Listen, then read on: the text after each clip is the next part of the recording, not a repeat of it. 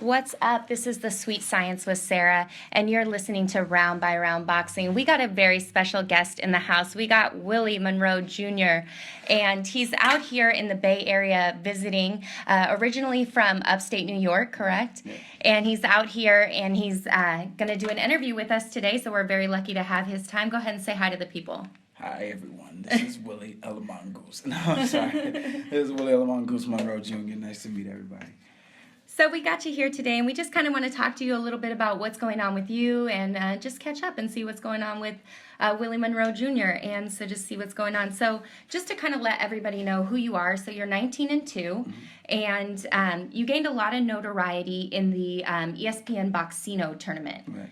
And so in the Boxino tournament, you were kind of an underdog, right? You weren't really, you didn't really go in as a favorite. No. And so to win the Boxino tournament, you beat Brian Vera. No. I beat Brian Vera after Boxino. After Boxino. Yeah. Okay, so when you won the Boxino tournament, tell me a little bit about how kind of being the underdog in the Boxino tournament, how that kind of fueled you going forward and kind of made people gain some perspective on who you were. I mean, I've been the underdog my whole life. If you know my life story, I've been the underdog my whole life with everything that I've applied to. But, you know, I always come out on top, you know, and that's a testament to my hard work and my belief. But, you know, with my pedigree and the family that I come from, being that I come from a fight-rich family and being that I had a very decorated and successful amateur career, I thought I would get a little bit more respect, but you know, they sort of treated me like Rodney Dangerfield. You know, I get no respect, you know.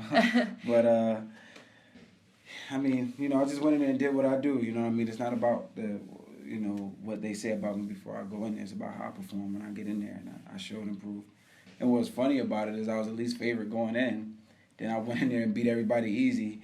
And then they said all those guys weren't that good anyway. And it's like, wait a minute. Like, at first I wasn't good enough to win the whole tournament. Then I beat everybody and do it easily. Now they weren't that good anyway. So Right, and that's kind of the hard thing about boxing right now is it's like you beat who's put in front of you, and it's kind of like, well, they weren't that good, but you're beating the competition and you're beating them easily, and it's kind of boxing's a funny place like that, you know, and it's just funny. So with that kind of, you know, from the Boxino tournament, you gained some notoriety, you moved forward, and you had fights after the Boxino tournament, and then last summer or a little before summertime, March 2015. You get a call, and they say, we want you to fight Triple G. Right. And at that point in time, you know, Triple G, everybody kind of knew who he was if you're in the boxing world, but he wasn't the Triple G he is today that everybody knows. But it's still a big name, still your biggest name to date at that point. And so I don't want to talk to you too much about the specifics of that fight, but I want to talk to you about looking back now at that fight, kind of how you view it, and the fact that you went 6 rounds with Triple G, and there's not a lot of people that have gone 6 rounds with Triple G lately. Does that kind of boost your confidence, or how do you take that and apply that towards your career now? I mean, a fight is a fight. You know, I really don't. It doesn't boost my confidence. Neither does it deplete it. It's just, you know, for me that was a learning experience. You know, I learned a lot. You know, I probably learned more in those 6 rounds. You know, I learned more in the lead up to that fight, what happened after that fight in those 6 rounds, and probably what I've learned my whole professional career. And I think it makes me a better fighter. You know, I mean, God has different ways of putting you in situations to take you to the next level. You know, and I mean, I learned a lot, and I'm appreciative for it. And I mean, life after Triple G will be really good. You know, you'll see a different Willie Monroe in the ring. So with that, you've kind of you've taken, I don't want to say a step back, but you haven't been as active as maybe you'd like to be, or maybe this is just a reset for you. What do you see coming with your activity and stuff like that, or did it take you a while to reset after that fight? No, I mean, I was back in the gym. That fight was in May. I was back in the gym at the beginning of June. You know, promotional obligations, and you know, I had a hard time getting getting my promoter on the phone, and I was going through a huge lawsuit with my ex-manager, and you know, it was more the business side that was killing me. You know, it's like, you know, when you're on top and you're winning, you know, everybody rings your phone, and then when you actually lose, nobody really has much to say to you. So, you know, it was more me reaching out, trying to get a fight, trying to get out of my situation with the manager I was with, who you know, if you go and read the fight hype interviews, you know, we called him stealing money, and you know, and I had to fire him and get rid of him, and that turned into something real nasty because he didn't want to be fired. I don't know how, you say I'm not fired. That's like me doing something I'm not supposed to do at my job, and then they say you're fired, and I show up to work the next day like I'm working today. You're ready to collect the paycheck. You're going to give me my 8 hours today. But that's how the cookie crumbles. Like my grandmother said, just because you're a good person, I'm a humble person, a nice person, a God-fearing person. But like my grandmother said, just because you're a good person doesn't mean you're not going to get wet when it rains. So, I just had to grow on the business side, and you get to see that really nasty side that everybody talks about. And I've seen it before, but I've seen it on the highest level before and after fighting Triple G. And I think, what doesn't kill you make you stronger. And, what they don't know is that they created a monster. By going through what they put me through and putting me through what they put me through, they created a monster. So if they think I was hard to deal with before, in the ring, and they think I was a shrewd businessman before, now it's going to be real hard, Most definitely. And people don't realize how much red tape and how much things happen behind the scenes in boxing, that there's so much that happens, in and out in the business sense, and how much, goes on between contracts and courtrooms and things like that. People don't always realize that. And people don't want to realize it. Right. Because it's too much to fathom. If it's too much to fathom for 5 or 6 or 8 or 20 people, why, it takes a special individual like a boxer to be able to fathom it. These fans and people and these writers, they don't want to fathom that. They want to make up a story, they want to live in fairy tale land. The fans and the writers and stuff, I love my fans, don't get me wrong, but a lot of these people, they want to be lied to. They want to live in fairy tale land so they'll have something to rely on when their lies don't work. So these people don't want the truth. Sometimes I think people take the human aspect out of boxing. Yes.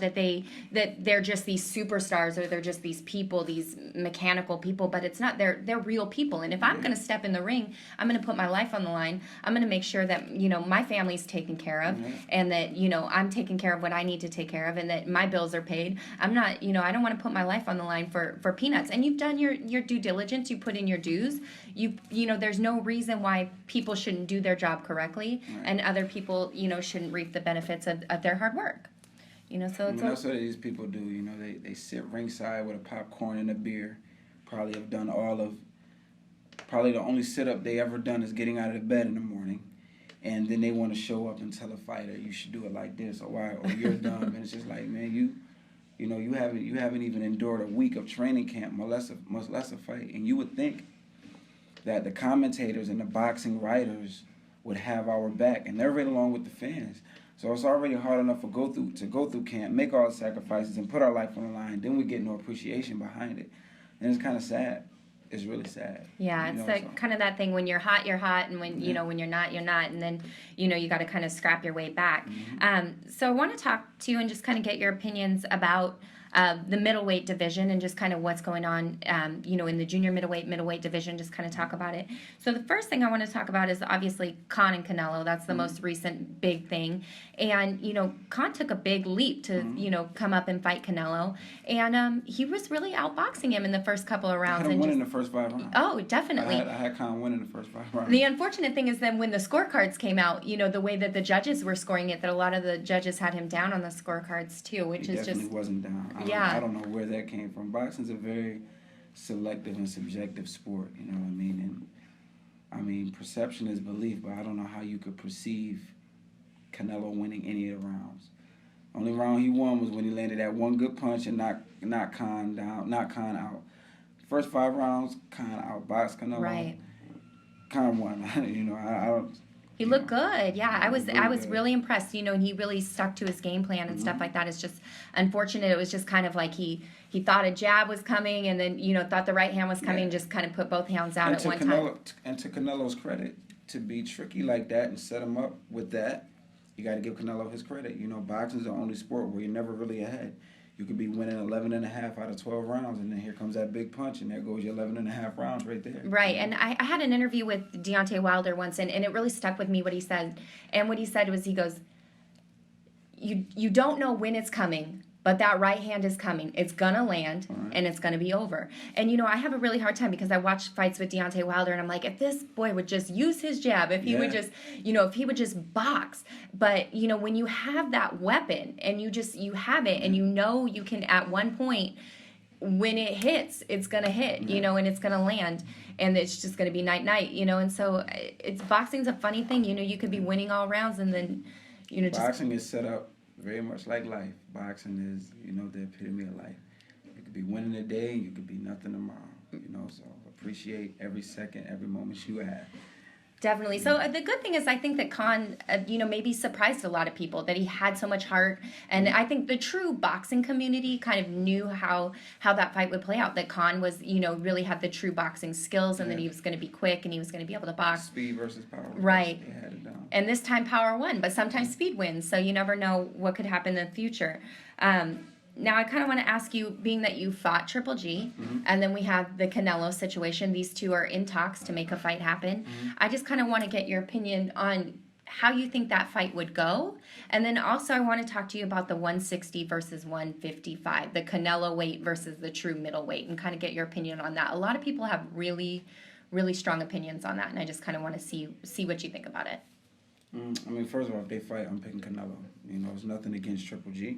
I think Triple G is an awesome fighter, but, I mean, if you watch my fight with Triple G, if you watch Mark Murray's fight with Triple G, on the inside is where, and I mean, rounds 3, 4, and 5, you know, is where I was, like, starting to get to Triple G and breaking his body down. And Triple G's a good mid-range fighter. You know, he can't fight from far distance, and he can't fight very close. He's mid on the end of his punches, but with Canelo, you're not going to have to worry about being too far away, because Canelo's not interested in boxing, and Canelo's a little shorter, but he's compact. He's a lot faster than Triple G, and Canelo is a prolific body puncher. That's where he really broke Khan down too, was by hitting him in the body. You know, he was really landing some good shots there. So that's a good kind of a view on it. I know a lot of people have different opinions on it and stuff like that. Canelo's very defensive too. People don't give Canelo credit, man. Canelo's not your quintessential Mexican fighter who takes one and give one. He's very defensive. He knows how to roll the shoulder, how to roll punches, how to hit, not get hit. You know, I mean, I would pick him, you know, personally I would. And I think, I mean, he's fought more champions. He has more experience. He's a bigger star, which segues us into the whole weight thing. You know, it's funny how you have these double standards. You know, when Bernard Hopkins was middleweight champion and wanted to fight De La Hoya, and they set a catch weight at 55, you know, Bernard Hopkins was the undisputed middleweight champion. Why should I have to succumb to what De La Hoya says? You know what I mean? I'm the middleweight champion, but if I want to prove that I'm the best, I'll come down 2 pounds. It came down 3 pounds. It actually came in 157 for that fight, and beat De La Hoya. I mean, it's a situation that you're not as big a star as he is, so deal with what comes with it. You know what I mean? That's boxing. You know, just like Canelo is probably the biggest star now, but when he fought Floyd, he wasn't the biggest star. So he had to succumb to what Floyd Mayweather said, and he had no problem doing it. And it's funny because whenever somebody mentions Canelo, at one point where they were talking about Andre Ward and Triple G was calling for a catch weight. I'll fight him at 64. And everybody was on Andre. Why don't you come down to 64? Are you scared? But when somebody makes Triple G hit a catch weight, then it's a problem. Like, I mean, if you, Triple G, you know what I mean, like I said, he's a good fighter. He beat me, you know, it's nothing against him. But he hasn't done half of what Andre Ward nor Canelo has done in the world of boxing. He has a great marketing team behind him that's making him a lot bigger than life right now. But on paper and in reality, he's not half as big as Canelo. Neither is he half as big as Andre Ward. So if anything, if you want to grab one of these cloaks of invincibility and show that you're the best, you're going to have to succumb to what these guys say, you know? Right. It's kind of a catch-22 because I feel like you're fighting for the middleweight belt. You know, you have the middleweight belt. It should be at the middleweight, you know, you would think. Right. And, you know, it puts Canelo in a tough spot, too, because he has to negotiate or he's going to get stripped of the belt. And they have, you know, if they don't come to an agreement and Triple G just says no. But Triple G has already put his foot in his mouth by saying he will go down to 54 to fight Floyd. So you will go down to 54 to fight a much smaller man, but you won't come down to 55, 56 to fight a little bit of a smaller man. It's too many double standards in boxing. Fighters that they're allowing to get away with certain things, and other fighters that they're not allowing to get away with certain things. You know, this boxing world is very political, and they have their favorites. You know what I mean?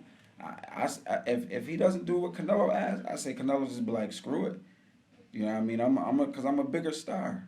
Like, you gonna have to say, I've done more in boxing. If you want to step up, and I mean, if I would say, if they make it at 56. You know what I mean? Give them a pound. 56 or 57. You know what I mean? Like, a lot of people don't understand the catch weight and then the no rehydration clause. Like Floyd made Canelo fight at 52, which was only 2 pounds. But there was no rehydration. He could have got as big as he wanted to. Right. However, when Pacquiao fought Cotto, there was a weight of 145, not 47. Cotto was already having problems making 47. He made that 145, and then there was a no rehydration clause. See, so people don't know about these things. Okay, the morning of the fight, you can't be any heavier, so that means, okay, I've already made the weight.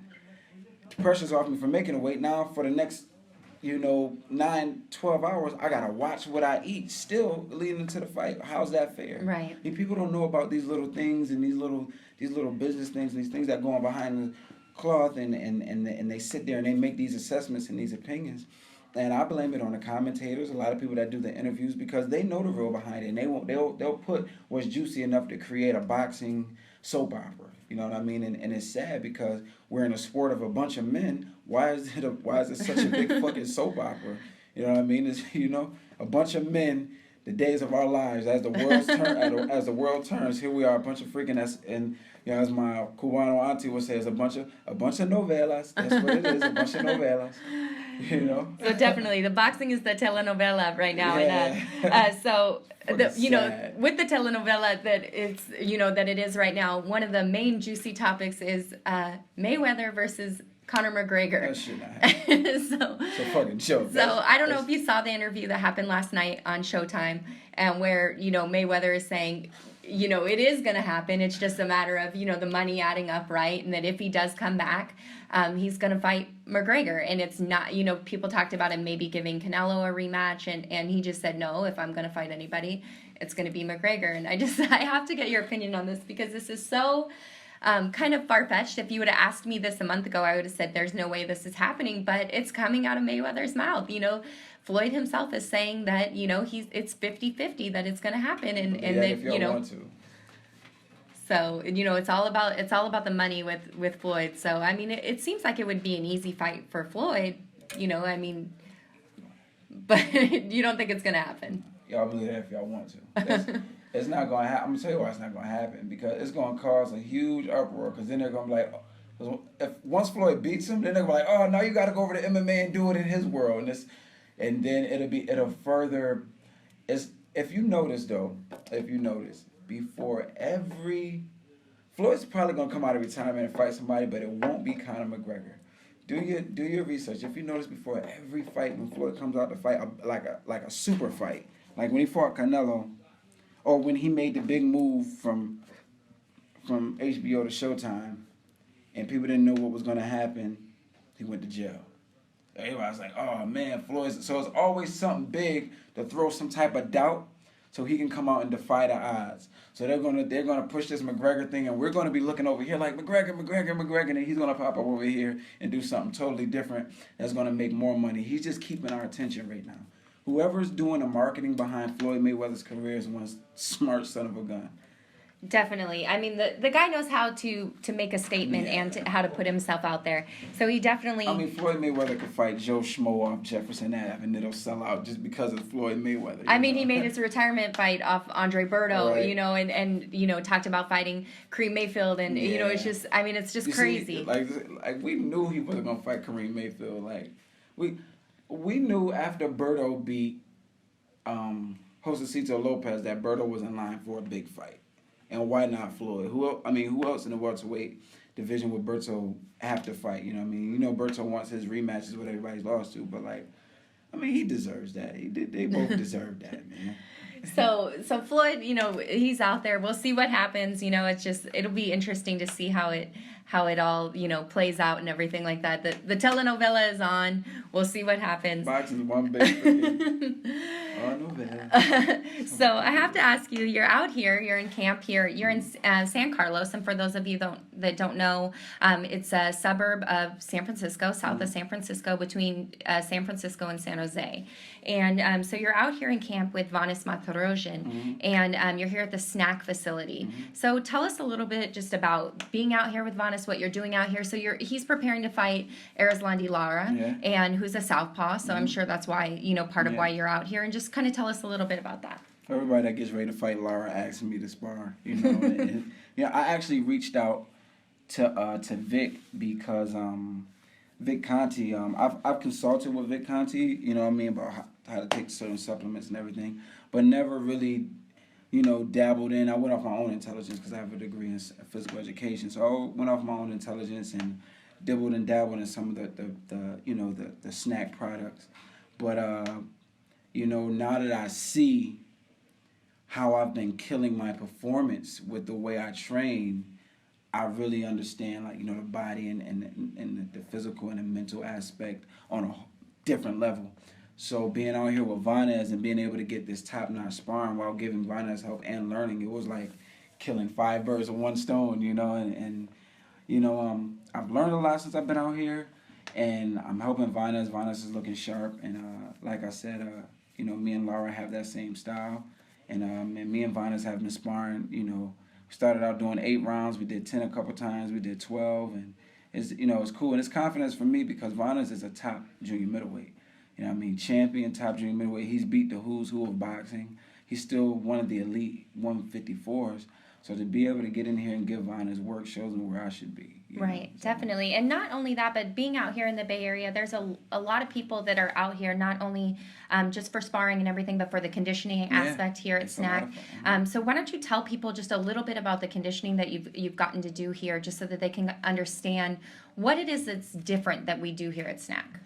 We're learning to work smarter, not harder. It's still hard work, but learning how the body should recover, what times a day you should work, how you should recover. Everything from the hypoxic training to the oxygen replenish, to getting the lactic acid out of your body. When I came down here and I told Vic everything I was doing before fights, Vic said, with everything you're telling me you're doing before fights and everything you're doing to make weight, and you're actually fighting in a weight class that's, I walk around at 173, and he's like, most junior middleweights walk around at 73. I'm like, when I fought Triple G, I weighed in at 150. We both weighed in at 159, 160. I came in unofficially with my clothes on, 171. So I had to be about 169, 168. And he's just like, man, you're a real junior middleweight. You're not a middleweight. So it's just so many things I'm learning about how to properly lose weight, how to replenish the body, how to know when to say, us boxers, we're tough. And when the going get tough, the tough get going, and sometimes it's smart to say, okay, that's enough for today. Maybe I shouldn't be running 6 miles every morning. Maybe, working with Remy Korchemny, he's a track coach, and oh my goodness, the stuff I learn and when I see how my body recovers and how much more explosive I am. I'm already an explosive fighter, but much more explosive from these workouts. It's heightened my intelligence on the human body and how I should train being a fighter, because fighters are very different from any other sport, so. And so does this make you excited, knowing how you can kind of adapt your body for your fights and how you can, make these changes to make yourself more productive in the ring? Does this make you excited for your future? It makes me very excited because now I can see what a 100% Willie Monroe can do, According to Vic, I've been a 70% fighter because of everything I've been doing. I'm very old school. I was raised by the old school, so I do everything the old school way. But, this is innovative, scientific training, and it's facts. And then, I'm not just believing it because he's telling me. I'm seeing the results. I'm doing the work. So definitely a blessing. Definitely. And so, just to find out kind of what's in the works for you, what do you see going on for yourself in the next, 6 months or so? I'm fighting John Thompson on Showtime, on Show Extreme, on the undercard of Provodnikov, Molina. And everybody knows I'm a free agent now. I'm no longer tied into a promoter or a manager. But Showtime and Banner Promotions were nice enough to keep me on the card. So I'll have to make sure I really do a number on this kid. If I don't knock him out, I have to make sure I do a number because being a free agent, I don't think they're going to let me walk with a win. It can't be close because they'll snatch that from me. But, I'm just staying focused and being me. My whole focus, I have a new management team, not new people, but I've cut down on who's around me, and I've gotten back to who Willie Monroe is. And I have to thank, my brother, Trent Monroe, and my new strategic partner, Adrian Clark, and my brick boys is what I call them at home, for just helping me get back to me. My last couple fights, I went in there trying to be someone else because the general consensus around Willie Monroe is you're too much of a boxer and that's not going to put asses in seats. You need to start knocking people out. So I went in there trying to be this straight up fighter, which is just not me. I'm an artist. I have fun. I fight better when I'm juking and jiving and having fun. It's almost like a Kobe Bryant or like a Roy Jones, or like a Allen Iverson. Everybody say, "Oh, these guys are flamboyant," and it's not like we're trying to be flamboyant. Is if you put us in the confines of what humans recognize as what this is boxing, we'll always hit the bumpers and burn ourselves. You know what I mean? Because that's not us. But if you just let us flourish and do what we want, you'll get a better Willie Monroe. You know what I mean? It's like Roy Jones, he had a very awkward style, and people say he had no fundamentals. Roy had all the fundamentals. But he fought so much better when he fought with his gift. And that was one thing Andre Ward, told me. He said, I told him, I said, man, my last fight and even the fight before that, I tried to stand there in the pocket and be this. I'm not Andre Berto. Andre Berto is, or Andre Berto or Timothy Bradley or who else can we name? Or like the kid Tank Davis, Gervonta Davis. These guys are strong, come at you, knock you out type of fighters. Whereas with me, I'm a little bit more cerebral. I was taught to fight with my mind rather than my physical gifts. The physical gifts are playing down the road once you beat a man mentally. And I tried to revert from being Willie Monroe and went into being this physical fighter. And then that's when you see me get hit a little bit more. That's when you see me, get beat by Triple G. And, it was, like I said, it was a wake-up call for me. Like, if God gave you a gift, why are you leaving your gift and tapping into your talent to please humans? If God gave you a gift, once you downgrade, one thing Andre Ward told me is once you leave your gift and you downgrade the talent, you're just like everybody else. Right. Every fighter has talent. There's very few fighters who can tap into their God-given gift. That's an extra. It's an extra gift. There's something different there. And once you leave that and resort from that to try to please man and downgrade to what man wants you to do, now you're just like everybody else and you make it easier for guys to beat you. You make it easier to get hit. Stick to your God-given gift. Definitely. And that's been my whole thing throughout training, my brother comes in the gym, do what you want. Do what you want. Have fun. Do what you want. Don't worry about, a lot of people are like, like when I first started my professional career, it was, it's funny because there's all these double standards. Like I fought one fight and the commentators were saying he throws too many punches. That's too amateurish. He needs to sit down like a real pro and put 2s and 3s together and get his man out of here. So then when I get on Boxino and I'm throwing 2s and 3s, Teddy Atlas says he doesn't throw enough punches. He's not busy. That's the only knock on him. I'm like, wait a minute. When I was busy, I was amateurish, and now that I'm not busy and I'm being more tactical, I'm not busy enough. That's not professional boxing. Which one is it? So you're learning you can't please everybody. That you just kind of have to do what you do, what makes Willie Monroe Jr. Exactly. Willie Monroe Jr. And everybody else can either get on board or they don't get on board. But you're going to do what you're going to do. And that's what I've learned. At the end of the day, like Andre Ward told me, he said, I believe in God and I'm very spiritual, but this man is on a totally different level, which is why he's so confident and so great at what he does. He told me, he said, you're performing for a one-man crowd, and that's God. You know, people waver. One day they'll like you, one day they won't.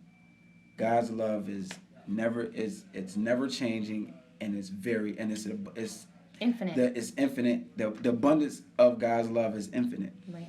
So if you perform for God, everything else will fall in place. Stop trying to please this person and that person. And it's so easy because of social media, because of interviews, and they ask you these questions. And because you're a prideful person, you want to conquer all of these mountains. But it's some mountains that God has just allows you to be able to soar over. You don't have to worry about going to the bottom and conquering them, because God has already allowed you to soar over them. So, you know, that's what I've had to get back to mentally. Is do what you want. And, you know, when I first started my professional career, I was like that. I'm going to do what I want.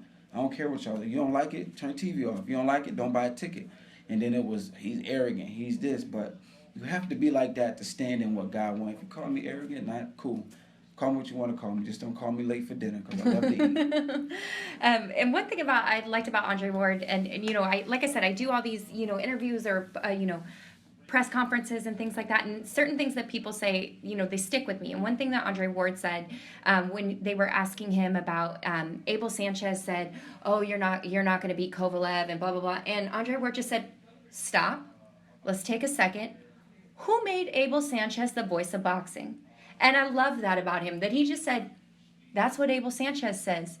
Abel Sanchez isn't the voice of boxing. Abel Sanchez isn't going to be there when I fight. So, you know, what I do against Kovalev, that doesn't pertain to Abel Sanchez. So Andre Ward is going to beat the dog shit, excuse my lack of better words. He's going to beat the dog doo-doo out of that man. I promise you. I like that. And so one thing I have to ask you too is about, you kind of have this motto in life, and it's this brick by brick. Yeah. And I have to ask you about that. You made this inspirational video that I watched, and it was beautiful. Yeah. And I just kind of want to find out a little bit about the brick by brick and what maybe inspired this inspirational video, and tell people about it and where they can see it. The link is on my Instagram, and I have to give a huge shout out to a good friend of mine. His name is Lane Thrasher. He's a good friend of mine, and it started when I may have my comeback fight. He boxed with me, and his very first time ever sparring, he sparred with me, and he did good. And Lane is just like, he's one of those very inspirational guys, very athletic. He can fight his behind off. He's still an amateur fighter, can fight his behind off. But Lane would be at every fight screaming, "Brick by brick, Will, brick by." And I'm like, I like that. And Lane got into an argument with a bunch of people in a gym in Rochester. It was a gym that doesn't really like me. They're not really. It's a boxing fitness gym. So their knowledge of boxing is crap anyway. So when I was getting ready to fight the undefeated Russian, the undefeated Ukrainian in the Boxino, everybody was saying I was gonna lose. I was a 5-1 underdog, and Lane kept saying brick by brick, and he said, they were saying, "Man, Willie Monroe, I mean, he's good, but he only has 6 knockouts. You're going to need power to stop this guy. I just don't see him winning, and he's not." And Lane said, "I've been in the ring with Will. He got bricks in them gloves, believe it or not." And that was but he said brick by brick means you don't got to knock a guy out with one punch. Brick by brick, just keep laying brick by brick, and sooner or later that wall will be there. You know what I mean? So keep laying. Every wall is built brick at a time. Nobody just up and then there's a wall. You know what I mean? Lay your cement, brick. Level it off, perfect. Lay your cement, brick. So you don't have to knock everybody out. You don't have to finish a fight in 4 rounds when it's a 12 round. You have to knock it out. But brick by brick, I'm going to break you down. I'm going to wear you down. My wall is going to be built. So we started saying we don't need to break. We don't need to hurt these guys. We don't need to knock them out. Brick by brick, though, every round we're going to be extracting a cost, and we're going to be winning every round along the way. If we don't stop you late, we're going to win that decision.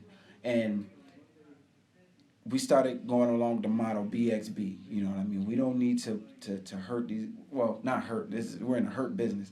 We don't need to be in here knocking guys out 4 and 5 rounds into a fight. If the knockout comes, cool. If not, brick by brick. And I use that to influence people around me, because of social media, because of the way the world is right now, everybody wants to be an overnight sensation.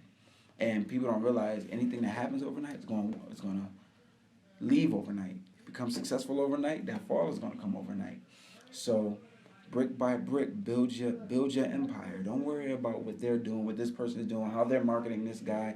Brick by brick, just keep building. Sooner or later, they're going to smell what's cooking on that back burner. You feel what I'm saying? So brick by brick, and that applies to life, whether you're being an athlete, a music artist, a doctor, a nurse, or whatever you're applying yourself to be in life, to achieve greatness is one step at a time. I always say it took the great creator, it took God 6 days to build the universe, the earth, the stars, and the moon, and then he needed a day rest. So me as a mere human, what makes me any better? If God needed 6 days to build all of this beautiful stuff and then he needed a day rest, what makes me any better? So brick by brick, we build our empire.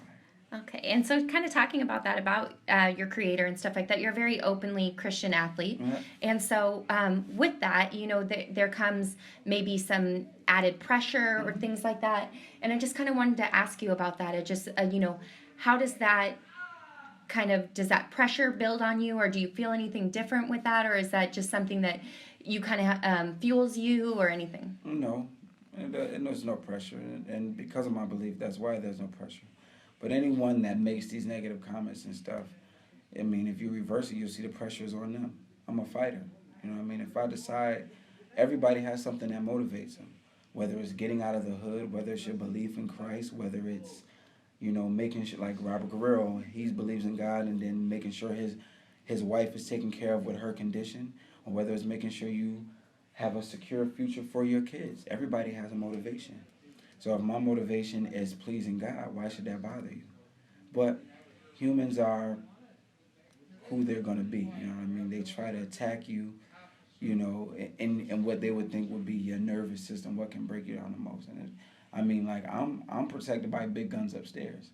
So, God said, don't touch my anointed. So if you think you're coming against me, you're going to have to deal with that on the tail end of it. I'm going to keep praying. I'm going to actually pray that God has a little mercy on you, because if you're coming at me, once God get a hold of you and you have to succumb to him, I may feel bad for you. There's a higher power coming for you. There's a higher power. So anybody that's coming against me or trying to make it hard or trying to make some type of negativity out of my belief in God, come on with it. And then that'll give me more reason to pray for you and pray about the situation, because once you got to deal with big guns upstairs, ain't nothing I can do. So you don't got to worry about them. You don't worry about the pressure. You got backup. I got backup. Major backup. If they don't got God, who they going to go tell? Well, my last question here, you kind of beat me to, and I wanted to talk to you about your talk with Andre Ward. Right. And just because he is such a spiritual person and somebody who's been in the game for so long and has been so successful in everything that he's done. He's really been through some, crazy adversity, right. With the courtroom stuff and everything like that. He's got a lot of perspective. So I just kind of wanted to talk to you about,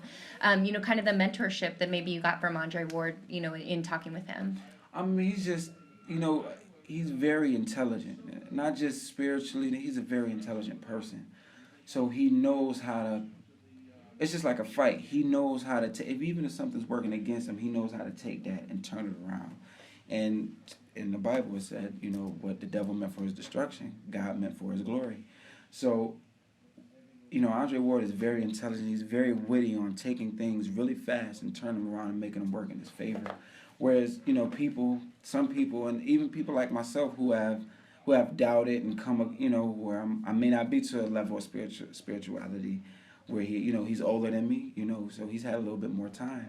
But it's his intelligence and guidance and his wise words that have made me say, damn, I thought about that, but I didn't act on it. I thought about it like that, but it's confirmation, And to have someone, he surrounds himself with people that believe in. He's good friends with Steph Curry. Steph Curry is, married, top athlete, believes in God. Andre Ward, married, top athlete, believes in God. Myself, top athlete, married, believes in God. And those things right there are just hard enough to deal with being a top male athlete, with the women in the game and people trying to put women on you when you're trying to be able to hold down what God wants against what billions of people want. That takes some strength. That takes some intelligence. It takes some faith, and it takes some strength. And to have someone like Andre Ward hit me with a text or every once in a while and say, hey, look at it like this, don't look at it like that. It plants a seed in me and it grows in a positive way to say, you know what, I ain't even worried about that. You know what I mean? Hakuna Matata, you know what I mean? No worries. So you got some good people around you right now, you know, in Vanis Matarosian, Boo Boo Andrade's out here training, and, you know, I know Andre's, he went home, okay. Yeah. And, you know, I know Andre stops by out here and everything like that, and, you know, I know Berto and Khan and everybody have kind of been in and out around here, and they're just down the road. So it's a good environment with a lot of positivity, a lot of hardworking people. So I'm sure that you're going to take this in to your next fight, and, you know, kind of we're going to see a different Willie Monroe Jr. So just tell us, you know, what we can expect to see, and tell people again, you know, when the fight is, and just give everybody all the information so they can tune in. The fight is June 11th. It's going to be on Showstream. It's the undercard to the John Molina Provodnikov. And you guys almost ready? Oh yeah. Coming? Yeah. Right. And it's just a blessing to be able to work with Vic Conti, because he's very, very, very intelligent. The thing I've gotten from working out here is it's a huge it's a refresher and a boost that I needed. You know, to come out here and to see the way, and it gives me confirmation, like you said, with Andre Ward, and it gives me confirmation that the things that I was kind of shaky on, like, should I still? It spilled over and said, you know what, you should still go that way. You know, because you're looking at someone like Andre Ward who has done it time and time again. And if he has the faith to still believe and to still work the way he works, why shouldn't I? And being out here with Vic Conti and Matarosian, I mean, Matarosian believes in God. You know, he says a prayer before he trains and before we spar. And they're very humble people. You know, I looked at the boxing world in a very innocent mind, and I did that on purpose to keep myself from being, I didn't want to be consumed by the negativity that comes with it. And the lead up to the Triple G fight and after the Triple G fight, the negativity started to consume me. And I started looking at boxing like, you know what, from here on out, everybody I get in the ring with must die. If they don't get out of the ring on a stretcher, I haven't done my job. That was my attitude. That was my attitude through 5-6 months of training. You know, that was my attitude but it started to consume me, and it's like, God doesn't want you to be that way. He wants you to be an athlete. He wants you to be a warrior, but then again, at the same time, he doesn't want you to have this animosity, because that'll consume you. So coming out here, it sort of put the finishing touches on who I need to be. I'm going to be a killer. Don't worry. From here on out, y'all going to see a much meaner Willie Monroe, but it's not going to come with that added evil tone. You know what I mean? It's still going to be good sportsmanship and competitiveness. And like a peaceful assassin. Yeah, peaceful assassin. And you're going to, one thing we say, it's funny because Andre Ward, you know, his moniker is SOG. And a good friend of mine who's actually good friends, because Andre Ward is really good friends with Lecrae, the rap artist. Well, I call him my brother, D. Will. He has the MOG project, and he's done shows with Lecrae because he's a Christian rapper. So Lecrae and D. Will, me and Andre Ward, it's like, hey, you know, it's like mutual. It almost makes us kind of family, and we have this motto that we came up in Rochester years ago.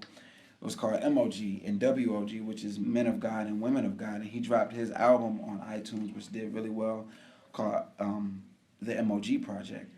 And we have this motto that we say, SOP before MOG. And, you know, people are like, well, what are you saying? Are you talking gang related? Like, no, it's not gang related. You know, SOP before MOG when we're fighting. And SOP means Spirit of Peter. And I don't know if you know who Peter was in the Bible, but you know, Peter was, you know, one of Jesus' disciples, but he was also Peter cut a man's ear off. He was a writer. Peter was like, look, anybody coming up against Jesus, they got to deal with me. Not up in here. Yeah, it's not going like that, you know. So we say the spirit, we're always MOG, a man of God, but when we step in that ring, it's SOP before MOG, you know what I mean, Spirit of Peter. You're going to have to deal with that vigorous side of us. You're going to have to deal with that mean side of us. And when it's over, then it's MOG. So June 11th, Showtime Extreme. We're going to see SOP. You're gonna see El Mongo. It's gonna be SOP before MOG. Then when the fight is over, I'll be back to MOG. So tune in. You'll get to see Willie El Mongoose Monroe on Showtime Extreme June 11th, and we're gonna see Willie Monroe 2.0 after he's been out here at the snack facility and everything like that. So it's great to catch up with you. Thank you for your time. Awesome, thank you. And once again, this is the Sweet Science with Sarah for Round by Round Boxing.